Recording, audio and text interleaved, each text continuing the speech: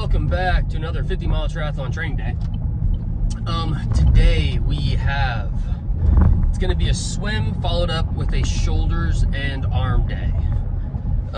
Shoulders and arms, especially shoulders after a swim, I already know my shoulders are going to be pretty fatigued after the swim, so it's going to be, I'm assuming, fairly light. We'll go as heavy as we can go, as heavy as I feel good going. But I'm already assuming, I'm kind of calling it right now, that it's going to be a pretty light day, I think. Just in terms of weight, not in terms of volume. It's just the weight is probably going to be a little bit lighter than what it usually is, but that's okay. We need to swim. This will be the first swim of the week. Looking for 1750 again. So today we'll do something very similar to last time, where we'll start off with a 10-lap zone 1, 500-yard zone 1. From there, we'll go to a 15-lap zone 3. Whereas last time was a 10-lap zone 3, we're going to go to a 15-lap zone 3 this time. And then we'll have a Short intermediate period of another zone 1, another 5 laps of zone 1. And then to finish it off, we will get, I guess it's called sets. Well, intervals. We'll get 10 intervals of a 25-yard sprint. So it's a half lap sprint. So we'll get 10 sets of those, 10 of those intervals, which will account for 5 laps, obviously. And that will put us at 35 laps in 1750. So very similar to last time. Last time it was only a 10-lap zone 3 instead of a 15-lap zone 3. So we're going to be in zone 3 for a little bit longer this time, which I'm okay with. I need that practice of holding a zone 3 for a longer period of time. And then the sprints, this time it's only a half lap. Last time it was a full lap of a zone 4. This time will be a half lap of zone 5, but that's basically the same thing as a zone 4. But it will still be the same amount of distance. I'll just be getting rest breaks, shorter rest breaks more frequently is all it'll be. But yeah, this is the first swim of the week, and it is, I guess I should say this at the beginning from now on, but it is week 9, day 5. So the fact that this is the first swim, not ideal for sure, not exactly what you want to see. But I've been out of town all week, and there's nowhere to swim when I'm out of town, so it kind of is what it is. You know, you take it when you can get it, and then when you can't, just fucking hold on to get back in town and get back in the pool. So, but yeah, however, I am excited for, this will be the 3rd lift this week. So we're very well on pace to get all my lifts in. And we're on pace to get all the runs and all the bikes in, as long as I get a brick tomorrow, which I am hoping for a big brick tomorrow. You saw the video from yesterday. I talked about that brick a lot yesterday, so still kind of keeping that one in the back of my mind. Need to get to bed early tonight, no drinking tonight, so I can get up early and go hit that brick pretty hard and not have to be worried about being hungover or tired or whatever else. Which, God, saying that on Friday is kind of depressing, dude. Like, that's my Friday night, is just thinking about my Saturday morning brick, you know? That's what I'm doing on my Friday night. Like, that's kind of depressing. But I need to make sure that my phone's not connecting to the car every time I get in, because it's happened a couple times now where I take my intro video or outro video and I'll be talking to the camera for like 8-9 minutes or something like that, and then I look up and I'm connected to Bluetooth, which means that once it's on Apple CarPlay, nothing is recorded. It doesn't get any sound. So it'll just be the video, but there's no sound. And it's the most infuriating thing when I'm going back to edit a video and I realize that one of the videos that I took has 0 sound. So we're gonna try to avoid having that happen again. Let's talk about diet real quick, actually. I've been sticking to the diet as much as I possibly can. That sounds so bad, but when I'm out of town, I'm still not meal prepping. So when I'm out of town, I am just sticking to Panda Express, Texas Roadhouse, and Chick-fil-A, and those are the 3 things that I'm eating when I'm out of town. I stay in a relatively calorie deficit when I'm out of town. The problem is when I'm back in town, and we've been doing something every single weekend just about, where, you know, we're drinking, going out with friends, partying, something. And so I've been plateaued at about 178 for like 2 or 3 weeks now, where throughout the week, I'll do well. I'll get down to 177, maybe even 176 and a half. I'll be doing really, really well. And then the weekend hits and I have some brownies and drinking as much as I want, and alcohol, and, you know, friends are there, and burgers and whatever else. And then all of a sudden I'm back up at 178. And we're just going through that cycle over and over and over and over again. So I'm kind of plateaued at 178 right now. I really need this week and next week to be really good weeks, because the week following that we're on our ski trip, and I'm being honest, I'm not following the cut on the ski trip. I'm gonna just let it fly, do whatever I want on the ski trip, eat whatever I want, drink whatever I want. It's vacation, I'm with family, and we're skiing every day. You know, I'm okay doing that. But the original goal was to diet very, very heavily until the ski trip was the original goal.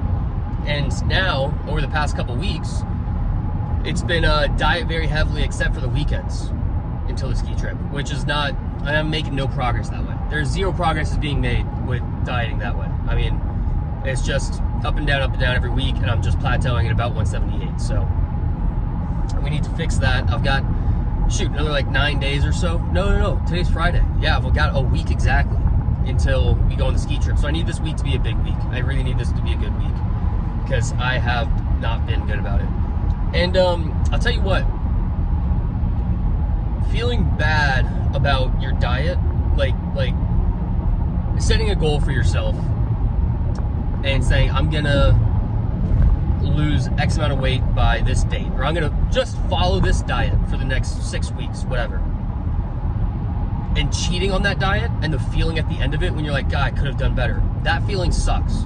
That feeling sucks way worse than how good it feels to eat a brownie when you're on your cut. You know what I mean? Does that make sense? Like, the payoff is just not worth it. The payoff for the cheating on the diet and eating those brownies and, you know, the burgers and whatever else is not worth the feeling at the end when you're like, golly, I really could have been pretty cut by now, but I'm not, because I just wanted those brownies, everything more in that moment than I wanted to be cut. And that feeling sucks. That feeling sucks. So, not the best feeling right now, but yeah, we got to make sure. So just more motivation to really have a good last week of this diet before the ski trip. Then we're actually going to hop right back on the diet immediately after the ski trip. I assume that I'll put on a couple pounds over that week, but we're going to hop right back on it after the ski trip, all the way up until the race. So, or probably a week before the race, but you know, yeah, that's where the diet's at right now. I feel like everything that like most influencers and gym people post all the time is them being successful with their diet and successful with benching new weight, and you know, them doing all of these things successfully.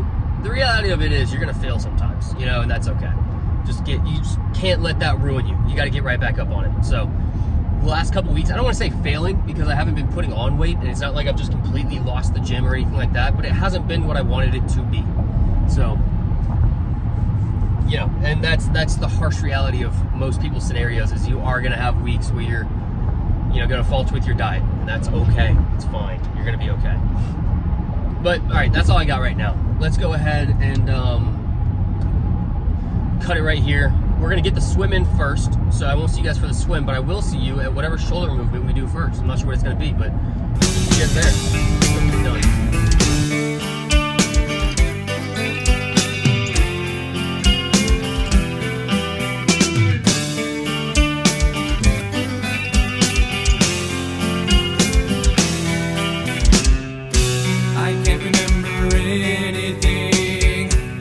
Tell if this is true or a dream. Deep down inside I feel the scream. This terrible silence stops in me. Now that the war is through with me, I'm waking up, I cannot see that there's not much left of me. Nothing is real but pain now. Hold my breath as I wish for death. Oh please God, wake me.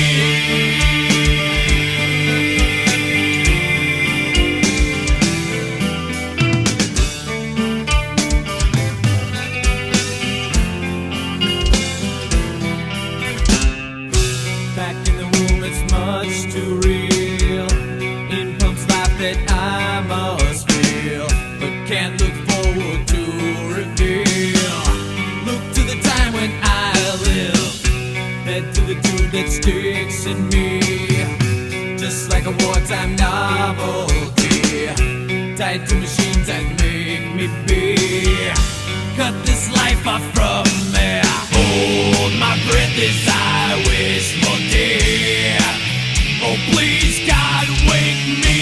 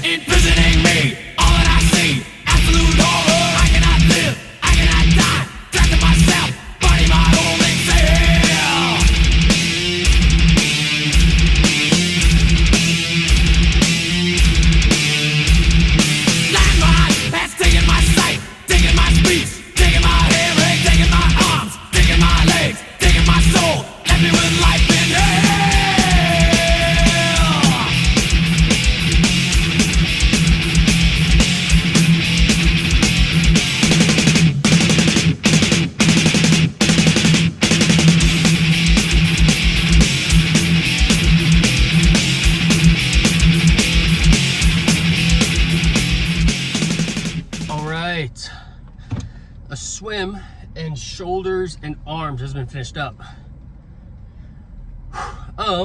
Let's start off with the swim. The swim, it was exactly what I said it would be, 1750. Almost half of it was zone 3, and we had the zone 5 intervals at the end. Everything felt great. I was able to hold a really good pace on the zone 5 at the end. Only thing that I really would like to improve on is being better at pacing myself in the zone 3. Because when I started out the zone 3, I started out at about a 2 minute per 100 yard pace, which is actually a bit faster than I want my zone 3 to be. And it showed, because by the end of it, it was, I mean, like a 205, 206 minute per 100 yard pace. So I need to get a little bit better at pacing myself there. If I could get to where I just stick at a 203 pace for the entire time, then that would be perfect. Because here's the thing, like, yeah, like my average pace was, I think it was 204 was my average pace on the zone 3. So I finished actually a little bit slower than 206 or whatever it was I set. But if I could get to where I'm just holding that 204 pace for the entire swim, then I'm happy. If I do what I did today in the race, my time is just going to keep getting slower and slower throughout the race because I've burnt myself out within the first 1,000 yards, right? So, you know, I need to work a little bit on pacing myself, but, you know, progress, we're getting there. I'll be able to get in the pool a couple times next week, so we'll have some time to mess around with the pacing there.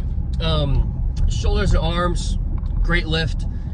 I had 2 kind of side raise movements. I'm really trying to focus on my side delts. They are lacking, to say the least. So those really need they need some tender love and care. TLC, is that what that stands for? Tender love and care? Is that a thing, or am I making that up? Anyways, woo.